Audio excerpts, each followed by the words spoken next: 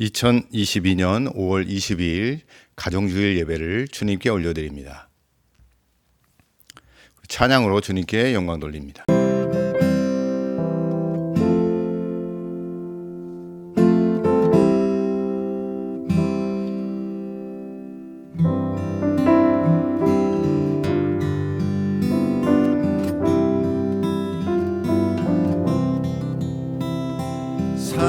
사철의 봄바람 불어있고 하나님 아버지 모셨으니 믿음의 반석도 든든하다. 우리 집 주님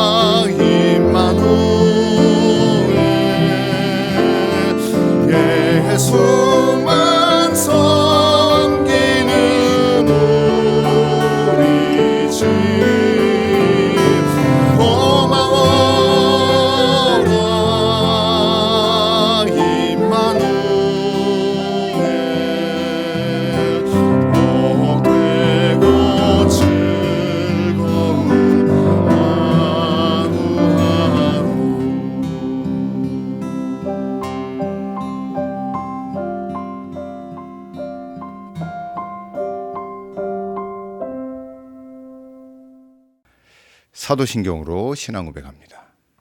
나는 전능하신 아버지 하나님 천지의 창조주를 믿습니다. 나는 그의 유일하신 아들 우리 주 예수 그리스도를 믿습니다. 그는 성령으로 잉태되어 동정녀 마리아에게서 나시고 본디오 빌라도에게 고난을 받아 십자가에 못 박혀 죽으시고 장사된 지 사흘 만에 죽은 자 가운데서 다시 살아나셨으며 하늘에 오르시어 전능하신 아버지 하나님 우편에 앉아 계시다가 거기로부터 살아있는 자와 죽은 자를 심판하러 오십니다. 나는 성령을 믿으며 거룩한 공교회와 성도의 교제와 죄를 용서받는 것과 몸의 부활과 영생을 믿습니다. 아멘. 국충호 장로님 기도하시겠습니다. 참 좋으신 아버지 하나님, 주님의 은혜와 사랑에 진실로 감사함을 드립니다. 주님의 긍휼의 눈빛으로 저희를 감싸주시며 성령으로 저희들을 하나 되게 하시어 이 시간 참 예배를 드리게 하옵소서. 오늘 5월 넷째 주일 예배에 찾아나온 당신의 백성들을 기억하사 우리들의 예배를 받아 주시옵소서. 지나간 한 주간의 삶을 돌아볼 때 저희들 주님 앞에 나오기에 많이 부족함이 있었지만 이 시간 주님 사랑으로 주님 은혜 때문에 이 자리에 나올 수 있음에 진실로 감사함을 드립니다. 하나님 아버지, 새 정부가 출범했고 6월에는 지방선거가 있어오니 당선된 사람은 보다 더 큰 그릇이 되어 지방을 다스리고 지역을 섬기게 하옵소서. 그리하여 국민이 정부를 믿고 맡은 바 일에 충실하게 하옵소서. 혼신을 힘을 다해 하나님을 예배했던 다윗 왕처럼 옥중 순환 중에서도 밤중에 일어나 하나님을 예배하던 바울과 실라처럼 이 자리에 모인 저희들 모든 조건을 뛰어넘어 하나님을 예배하는 참 심정을 갖게 하옵소서. 이 시간 말씀 선포를 위해 세우신 사자 목사님을 붙들어 주시옵소서. 성령과 권능과 말씀의 권위 위에 목사님을 세워주시고 목사님을 통해 저에게 전하시는 말씀으로 저에게 하나님의 뜻이 바르게 전달되게 하시고 우리들이 그 말씀 받아 한 주간을 살아갈 때 큰 도움이 되게 하옵소서. 내조하시는 사모님 삼남매를 지켜주시고 목사님 가정에 어려움 없이 목회 전념하여 승리하게 하옵소서. 우리 임마누엘 교회를 사랑하사 지금까지 인도하신 하나님, 이제 저희들 성전 건축의 목표를 갖고 나갑니다. 저희들 모두에게 믿음을 주시어 믿음으로 성전이 건축되게 하옵소서. 처음 설계에서부터 건축 완공 때까지 하나님의 도심과 인도하심이 있기를 간절히 원하고 바랍니다. 우리 성도님들 몸이 아파 투병 중인 분들 불쌍히 여기사 고쳐주시고 여호와 나팔 대신 치료의 하나님을 믿게 하옵소서. 예배 빈자리는 성령님 앉아주시어 저희들 더욱 겸손하고 더욱 경건하며 한 주간 또한도 예수 그리스도의 증인으로 빛을 발하며 살 수 있게 하옵소서. 예배의 모든 것을 주님께만 의탁드리며 예수님 귀하신 이름으로 기도하옵나이다. 아멘. 온 마음을 다하여 찬양합니다.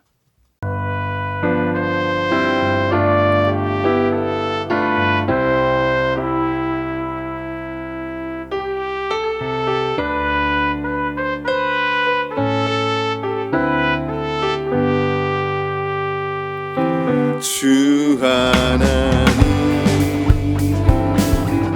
독생자 예수 날 위하여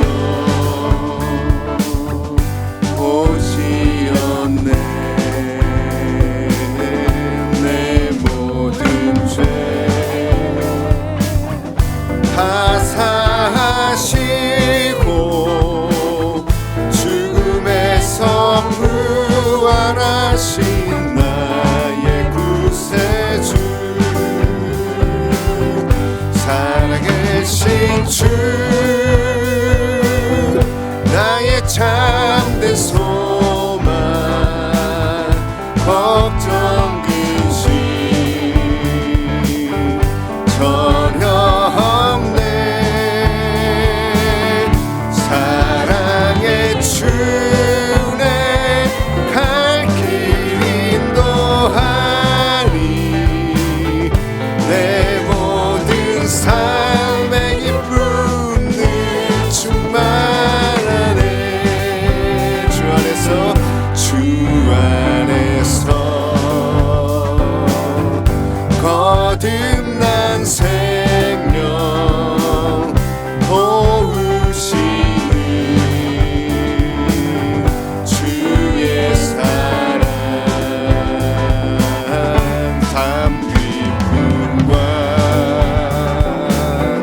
확신 가지고 예수님의 도우심을 믿으며 살리 살아계신 주 나의 참된 소망 걱정 근심 전혀 없네 사랑의 주 내 갈 길 인도하니 내 모든 삶의 기쁨 늘 충만하네 할렐루야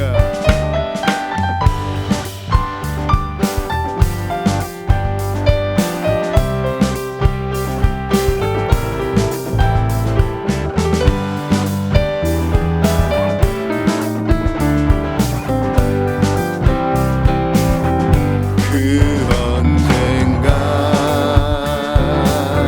주뵐 때까지 주를 위해 싸우리라 승리의 길 멀고 험해도 주님께서 나의 앞길 지켜주시니 살아계신 주 나의 참된 소망 걱정 근심 전혀 없네 사랑의 주내 갈 길 인도하니 내 모든 삶의 기쁨 늘 충만하네 살아계신 주 나의 참된 소망 걱정 근심 전혀 없네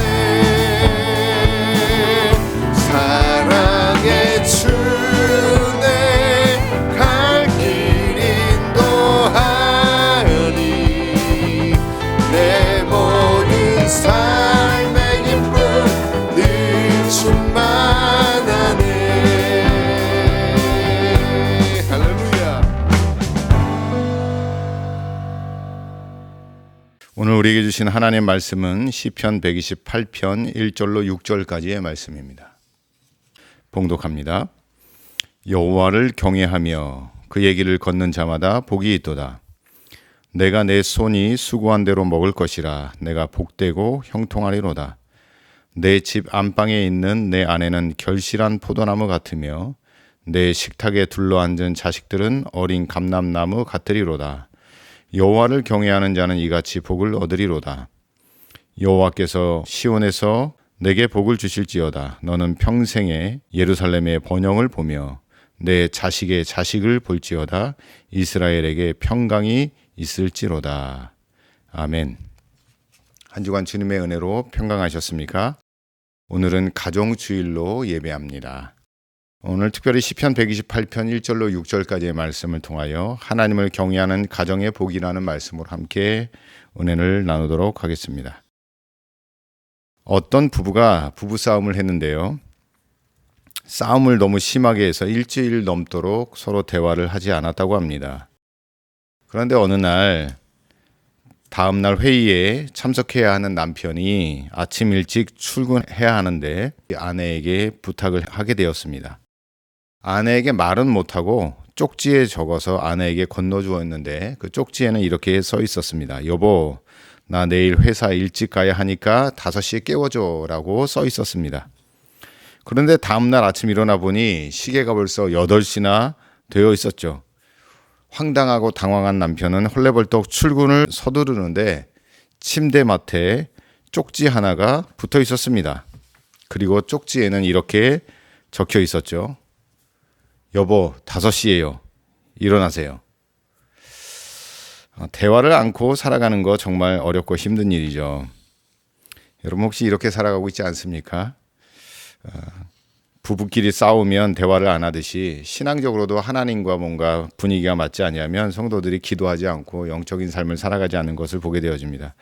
오늘 이 말씀을 통하여 부부관계도 회복되어지고 가정이 하나님께서 원하시는 행복하고 복된 가정이 될 뿐만 아니라 하나님과의 영적인 관계도 소통이 되고 여러분의 기도에 하나님의 능력이 나타나시기를 간절히 축복합니다. 하나님께서는 우주도 만드시고 아름다운 지구도 만드셨습니다. 그리고 그 창조의 결정체인 인간도 하나님께서 만드셨죠. 아멘이십니까? 예, 하나님은 창조주십니다. 그리고 그 인간에게 아주 중요한 선물을 주셨는데 그게 바로 가정입니다. 창세기 3장에 등장하는 아담과 하와의 이야기는 인류를 대표하는 대표자들의 이야기이기도 하지만 한 가정의 이야기이기도 합니다. 아담과 하와가 떨어졌을 때 하와에게 유혹이 찾아왔고 그 유혹에 넘어가 가정의 몰락과 하나님과 인간 사이의 관계의 단절이 시작되었다라는 이야기가 창세기 3장의 이야기의 시작입니다. 그런데 그것으로 끝나지 않았습니다. 에덴 동산에서 쫓겨난 후로 얻게 된 가인과 아벨 제사드리다가 예배하다가 가인이 아벨을 죽이는 끔찍한 살인 사건이 벌어지게 되어지는 것이죠.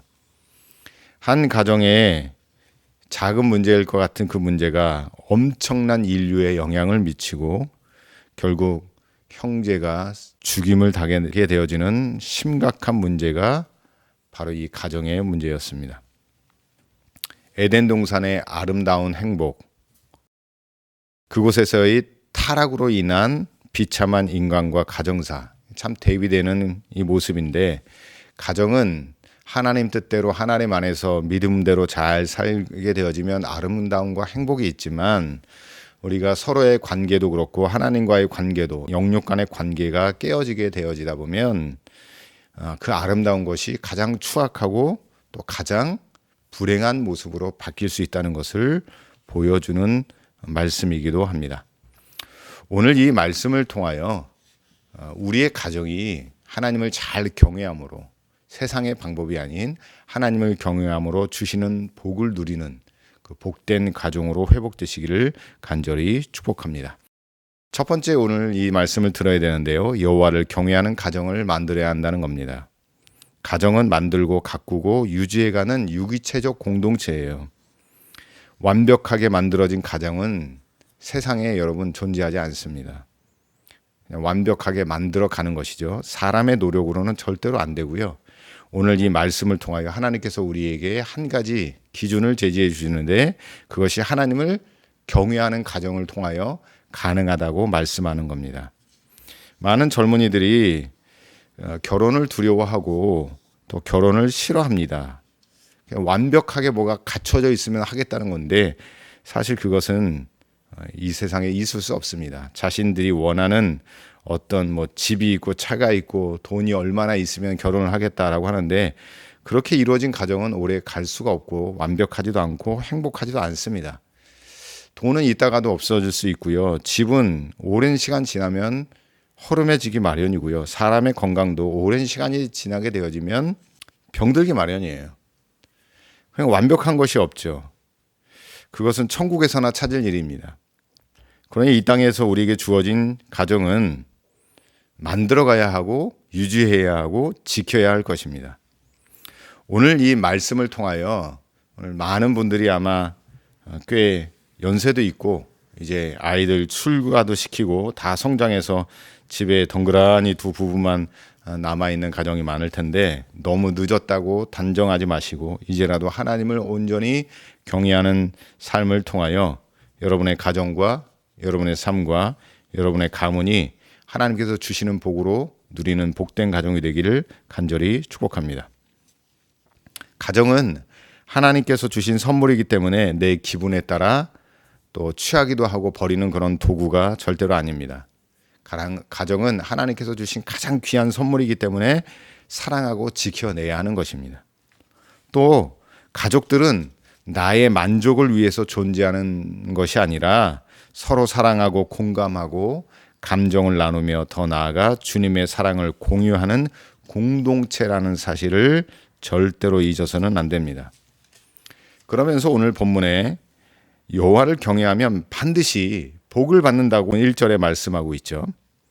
여호와를 경외하며 걷는 자마다 복이 있다고 말씀하는데 일단 개인적이든 아니면 가정적이든 한 하나님을 섬기는 것이 가장 중요합니다.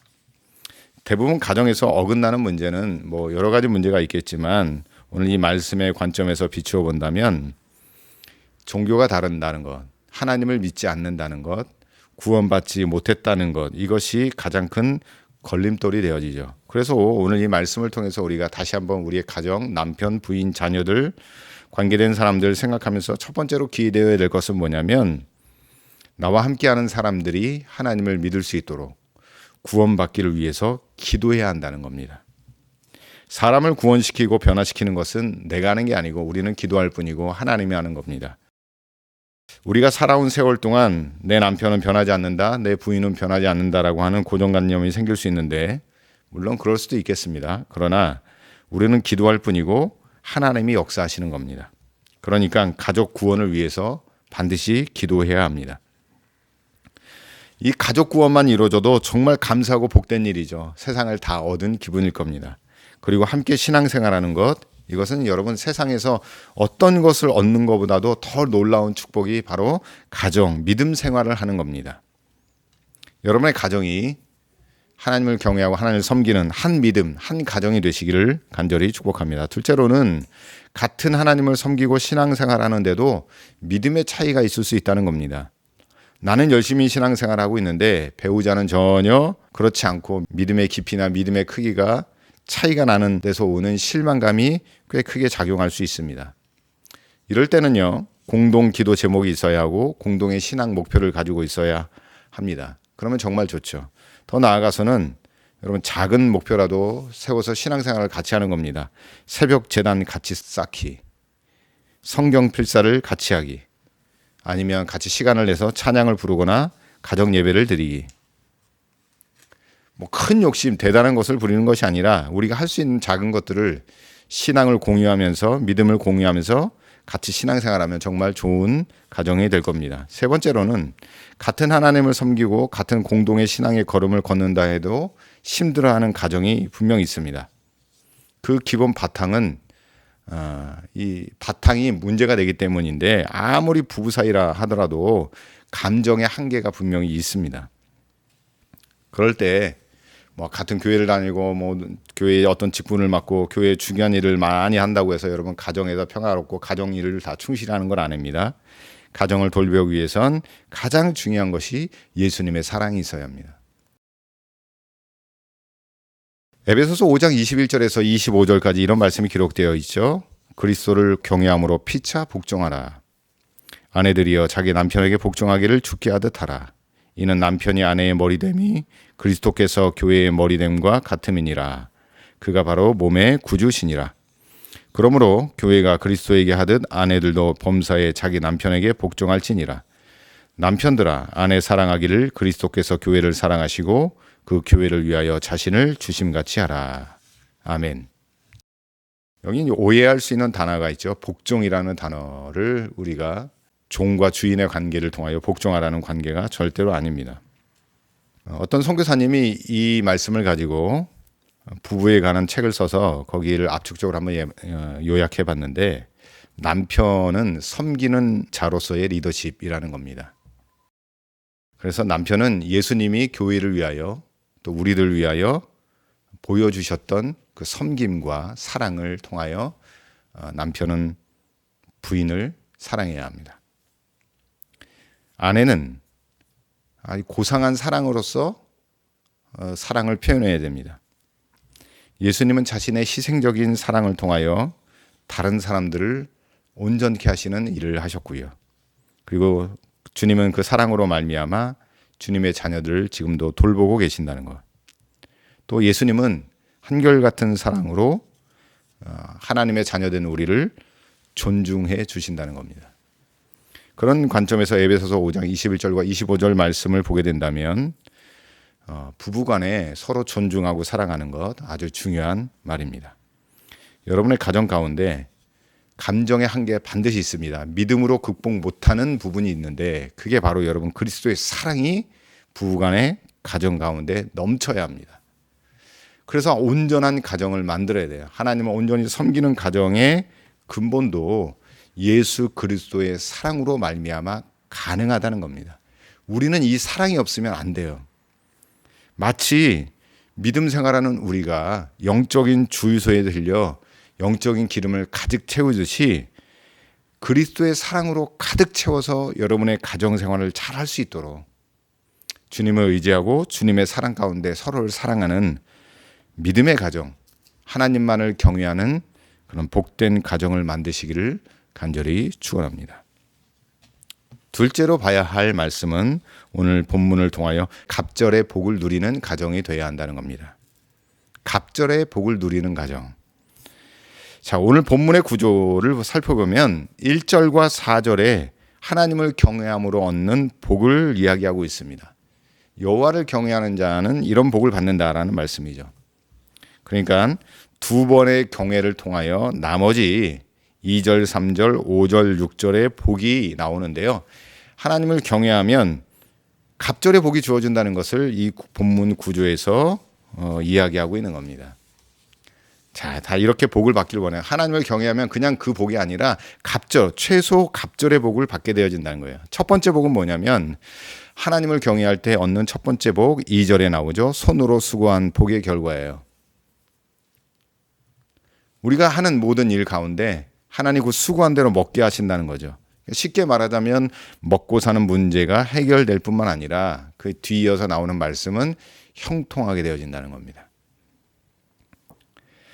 이것을 삶으로 증명했던 자가 바로 요셉입니다. 노예로 팔려갔던 요셉은 하나님을 경외하고 신뢰하는 삶을 살았습니다. 어떠한 상황 속에서도 하나님을 경외하고 신뢰하는 삶을 살았더니 노예의 큰 문제는 목숨의 문제고 먹고 사는 문제예요.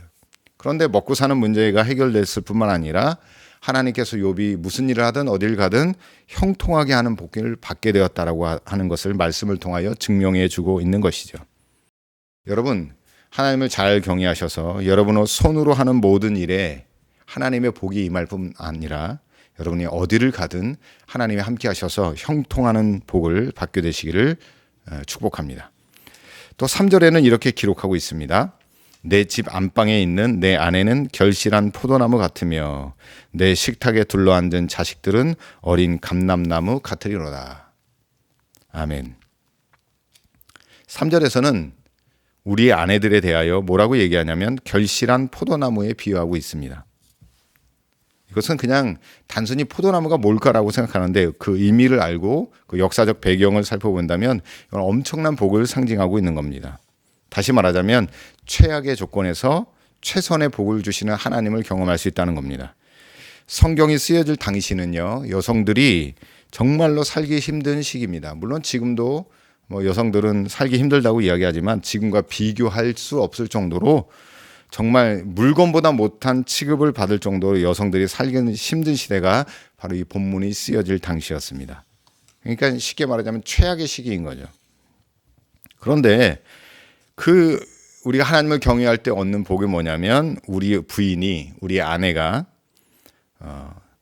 내 집 안방에 있는 결실한 포도나무 같다는 거예요.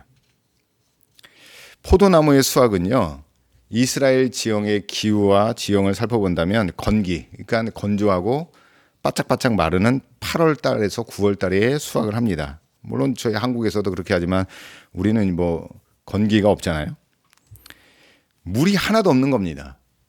그런 최악의 상황과 최악의 시기 가운데 포도나무에 결실한 열매가 주렁주렁 맺혀 있다고 한번 상상해 보십시오.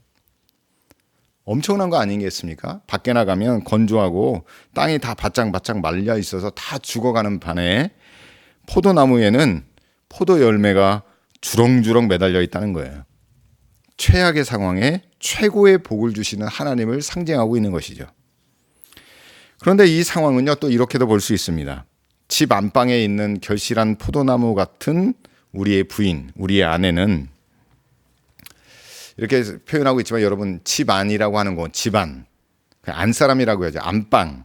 여기는 여자들에게 있어서 아주 중요한 쉼과 또 삶의 공간이기도 합니다. 이 여성들의 조용한 쉼의 공간에서 어떤 일이 벌어지느냐? 포도나무에 결실한 열매가 맺힌다는 거예요. 과거에 우리 어머니들이 그랬죠. 밤에 호롱불을 켜놓거나 등불을 켜놓고 안방에서 바느질하고 뜨개질하고 등등 여러 가지 가정 일들을 통하여 자녀들을 키우고 가정을 지켜내고 일구어내는 놀라운 능력의 장소가 바로 그 안방이었다는 겁니다. 더 나아가서는요, 본문이 상징하는 포도나무는요, 그 열매를 통해 많은 사람들에게 기쁨과 치유의 능력을 선사하는 아주 좋은 열매이기도 하죠. 누가복음에 나오는 이 말씀인데 선한 사마리아 사람의 이야기가 나옵니다. 강도 만난 한 사람이 참 시름시름 앓고 있을 때 선한 사마리아 사람이 포도주를 가져가 그 상처를 치유하는 것을 보게 되어집니다. 그러니까 포도나무는 우리 세상에서 지치고 또 세상에서 어려운 문제, 해결 안 되는 문제, 참 짜증 섞인 모든 괴로운 문제들을 안고 들어오는 사람들이 하나님의 은혜로 말미암아 이 포도나무에 주렁주렁 열매 맺힌 한 지혜로운 여인을 통하여, 아내를 통하여 회복되어지고 치유되어지고, 어려운 환경이지만, 최악의 환경이지만 그의 작은 일들을 통하여 하나님의 복을 경험하게 하는 최고의 선물이 되어진다는 것입니다. 우리가 생각하기에 현숙한 아내는 때론 조용하고 제한된 삶을 살아가는 것 같지만 하나님을 온전히 경외하는 삶을 살게 되어지면 그 조용하고 제한된 삶을 살아가는 그 부인을 통해서도 하나님은 결실한 포도나무의 복을 주시겠다라고 약속하고 있는 거예요. 여러분, 이 복을 저와 여러분들이 다 누리시기를 간절히 축복합니다. 남편은 세상 일 안 하고 바쁠 수 있어요. 정신 못 차리고 피곤하고 괴로울 수 있어요. 그러나 여러분, 우리가 하나님을 경외하는 일을 게을리하지 않고 정말 충심으로 하나님을 잘 섬기면 별 볼 일 없는 것 같은, 능력이 없고 제한된 공간에 살아가는 한 작은 여인의 그런 행동이나 삶의 모습들이 엄청나게 변화하고 일으켜 세우는 가정의 축복을 주신다고 오늘 말씀하고 있죠. 이 복을 저와 여러분이 꼭 누리시기를 간절히 축복합니다. 그 뒷이어서 나오는 말씀은 무엇입니까? 내 식탁에 둘러앉은 자식들은 어린 감람나무 같으리로다 라고 말씀하고 있습니다. 우리의 자녀들을 어린 감람나무에 비유하고 있습니다. 이 감람나무는 지금으로 말하면 올리브 나무입니다. 그런데 이 올리브 나무의 특성이 있는데요. 당장 심어도 열매가 금방 나는 게 아닙니다. 적어도 7년은 기다려야 첫 열매를 맺고 제대로 된 수확을 얻으려면 한 15년은 기다려야 한다고 합니다. 그리고 더 큰 수익이나 창출을 얻으려면 무려 35년 이상을 뿌리가 깊이 내리고 나무로서의 큰 모습을 갖추게 되어지면 그때는 엄청난 열매를 거둘 수 있다고 합니다. 더 나아가서 이 35년이 지나고 나면요, 이 나무의 수명은 대략 1000년을 간다고 합니다. 1000년 동안 열매를 딸 수 있는 거예요.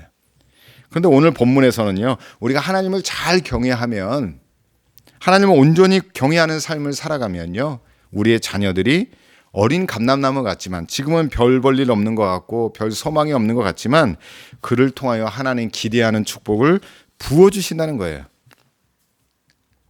놀라운 거죠.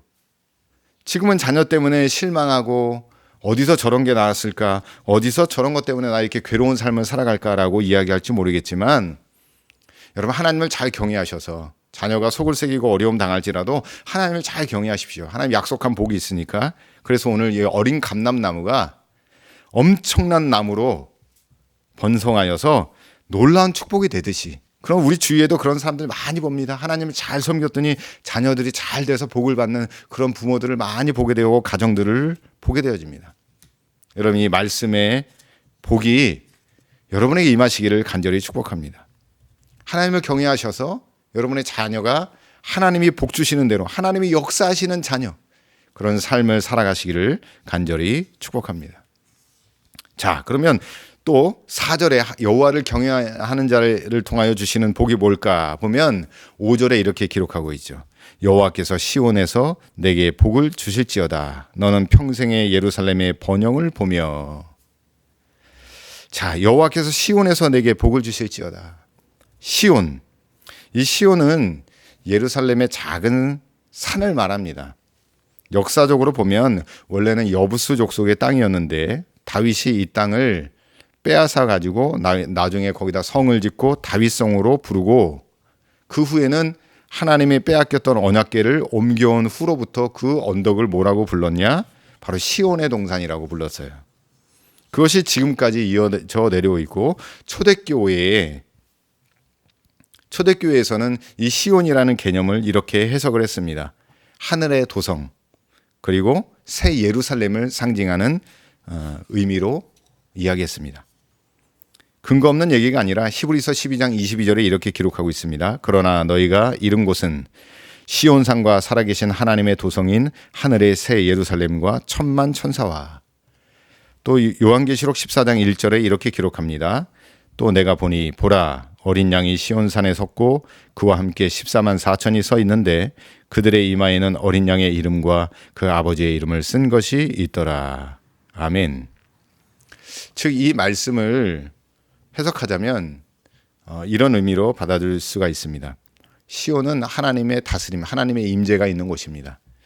그렇다면 우리가 하나님의 임재를 경험하는 것은 우리의 모든 삶뿐만 아니라 특별히 구별되어 드리는 이 예배 시간, 하나님께 엎드리는 기도의 시간, 뭐 그런 시간들을 상징하죠. 그 본문의 말씀을 빗대어서 유추해 본다면 여러분이 예배할 때 끊임없이 주시는 하나님의 은혜의 복을 주시겠다는 겁니다. 복이 만약에 재현되어진다면 사람들이 그 순간에만 하나님께 잘하고 아마 그 다음엔 잘 못할 거일 수도 있을 겁니다. 그러나 오늘 본문에서는 뭐라고 이야기합니까? 시온에서 내게 복을 주실지어다. 진행형이에요. 무한하신 하나님이 그 무한한 복을 우리에게 끊임없이 주시겠다는 말을 하고 있는 겁니다. 거기에 지나지 않고 너는 평생의 예루살렘의 번영을 보겠다라고 하는 겁니다. 내가 하나님을 잘 섬기는데 나를 통하여 내 예배 가운데 내 기도 가운데 임재하실 뿐만 아니라 나를 통하여 예루살렘이 번영한다는 거예요. 하나님의 나라가 확장되어지고 우리가 기거하는 곳이 복을 받게 되어진다는 것이죠. 신실한 믿음 생활을 잘하는 성도들은 세상에 나가서도 인정을 받고요. 회사가 잘 되고 회사에서 인정을 받는 것을 보게 되어집니다. 여러분, 끊임없이 주시는 하나님의 복을 여러분의 예배를 통하여, 여러분의 기도를 통하여 하나님의 복을 확인하시고 누리시는 사람이 되시고, 여러분 때문에 여러분의 가정이 잘 되고 여러분의 생업이 잘 되고 여러분의 거하는 땅이 잘 되시기를 간절히 축복합니다.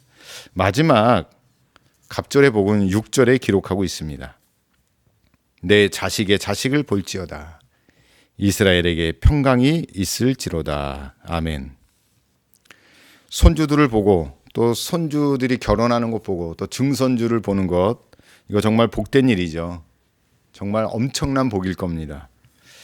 그러나 더 큰 복은 뭐냐면 손주의 손주를 보고 증손주의 증손주를 보는 것도 놀라운 복이지만요, 우리의 손주들이, 우리의 자녀들이, 우리의 증손들이 예수 잘 믿고 부모로부터 좋은 믿음의 유산을 물려받는 것, 바로 그것을 나타내는 것이죠. 자녀들이 대를 이어 하나님을 경외하는 축복이 진짜 좋은 축복입니다. 나 때에만 하나님을 잘 섬기고 멈춰버린다면 정말 안타까운 것이죠. 여러분, 세상에 돈 버는 방법은 많습니다. 그러나 제일 중요한 복은 하나님을 경외하는 겁니다. 그리고 나만 하나님을 잘 섬기는 것이 아니라 나보다 더 우리의 자녀들이 하나님을 더 잘 섬기고 하나님을 경외하는 사람이 되어서 야곱보다 요셉이 나았던 것처럼 그 축복을 우리 자녀들이 누르고 여러분의 가정 가운데도 그런 인물들이, 그런 자녀들이 쭉 이어지기를 간절히 바랍니다. 더 나아가서는요, 오늘 6절 말씀에 이렇게 기록하고 있죠. 이스라엘에게 평강이 있을지로다. 진정한 복은 평강 아니겠습니까? 아무리 돈을 많이 벌어도 염려가 우리 마음에 가득하고 있다면 그 돈은 우리에게 의미가 없는 것이요. 여러분, 하나님께서 주시는 그 경외함의 복을 통하여 누리는 평강이 우리 가운데 있길 원합니다. 마지막으로 동방우스땅의 욥이라는 사람이 하나님을 온전히 경외함으로 그 인생 말년에 갑절의 복을 분명히 받았습니다. 오늘 이 말씀을 통하여 부부의 믿음이 정말 하나님 앞에 온전히 경외하는 삶을 살아간다면 하나님 반드시 복을 주실 뿐만 아니라 오늘 여기 본문에 기록하고 있는 대로 하나님을 경외하면 갑절의 복을 받습니다. 갑절뿐이겠습니까? 하나님은 하나님께 잘하는 자에게 갑절뿐만 아니라 천배 만배의 복도 주실 것입니다. 이 가정의 달, 가정의 주일을 맞이함으로 여러분, 우리가 목표를 삼아야 될 것은 믿음의 가정을 만들고 믿음의 가문을 만들고 하나님을 온전히 경외함으로 복을 누리는 가정을 만드는 겁니다. 여러분의 가정이 다 그렇게 되시기를 간절히 축복합니다. 기도하겠습니다. 하나님, 감사합니다. 우리에게 돕는 배필을 허락하시고 가정이라는 선물을 주심을 감사를 드립니다. 부부가 한 믿음으로 하나님을 온전히 경외하며 살 때에 오늘 약속하신 복을 누리며 하나님께 영광 돌리는 삶을 살게 하여 주시옵소서. 주여, 우리에게 충만한 믿음과 신실한 믿음을 부어 주시옵소서. 건강한 가정을 통하여 건강한 믿음의 자녀들의 결실을 보게 하여 주시옵고 말씀으로 약속하신 대로 갑절의 복을 누리는 가정이 되게 하여 주시옵소서. 병든 자들에게 치유의 기쁨과 생업에 고통당하는 자들에게 믿음으로 주시는 기업의 복을 받게 하시옵고 낙심한 자들에게 믿음의 큰 용기를 주시어 하늘의 소망이 넘치게 하여 주시옵소서. 온 삶과 물질과 시간을 들여 봉사한 손길들에게 기름진 축복뿐 아니라 요셉과 같이 형통한 은혜를 주시옵고 예배 시간마다 예배자로서 철야 기도의 중보와 기도의 파수꾼의 사명을 감당하며 목회자를 공개하는 손길들 위해 주님의 임재하심과 위로하심, 역사하심을 보게 하여 주시옵소서. 이제는 우리 구주 예수 그리스도의 은혜와 아버지 하나님의 놀라우신 사랑과 성령님의 위로 교통 충만하게 하심이 하나님을 경외하여 복받기를 다짐하는 성도들과 그의 가정과 자녀와 삶의 터전 위에 이제로부터 영원토록 함께하옵시기를 간절히 축원하옵나이다. 아멘.